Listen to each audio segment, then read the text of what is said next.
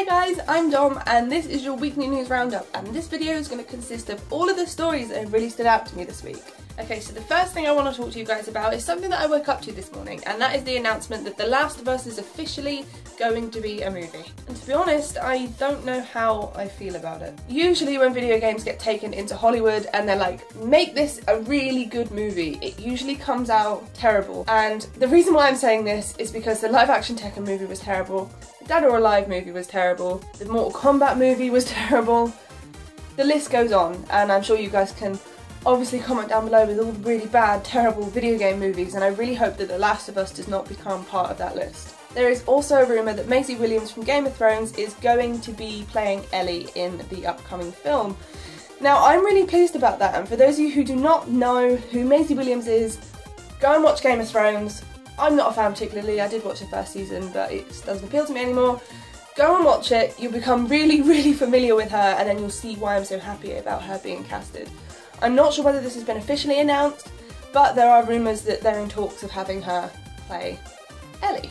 In my eyes, I'm really, really happy that Maisie Williams has been casted, but the other actress that I would have said would have been really good for this role would have been Ellen Page. But do you guys remember the massive storm that happened when The Last of Us came out, and someone mentioned that Ellen Page looks like Ellie, or Ellie looks like Ellen Page, and then there was this massive kind of storm on the internet about the whole thing. So I think it really would have been a completely unnecessary storm waiting to happen, but at the same time I would have been just as happy.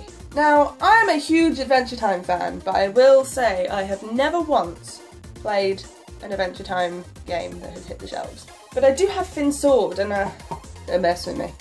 Anyway, the reason why I'm talking about Adventure Time is because a new Adventure Time game has been announced. It's looking a little bit Zelda-esque, and do not get me wrong, I am a really big Zelda fan as well as an Adventure Time fan, so seeing these two getting mixed together is kind of totally down my street. Adventure Time: The Secret of the Nameless Kingdom is coming out in fall this year. Bandai Namco have asked people to relax following questions about Tekken vs Street Fighter. This came after a fan was asking about the development of the game, and Harada simply answered, "It's still in development and it's still moving forward." He also mentioned that with all the other fighting games that they are releasing, it's kind of hard to find a release date for Tekken vs Street Fighter. For all the other fighting games that they are releasing, such as Tekken 7, Tekken Revolution, Soul Calibur Lost Swords, Rise of the Incarnates, and I'm sure there are plenty more that they are releasing, that they still do not know when they're going to be releasing it, because they've obviously got to try to time it right. He did stress that it has not been cancelled, so do not worry, everyone. Harada has told you to calm down. We have to calm down. We can't go against Harada's word.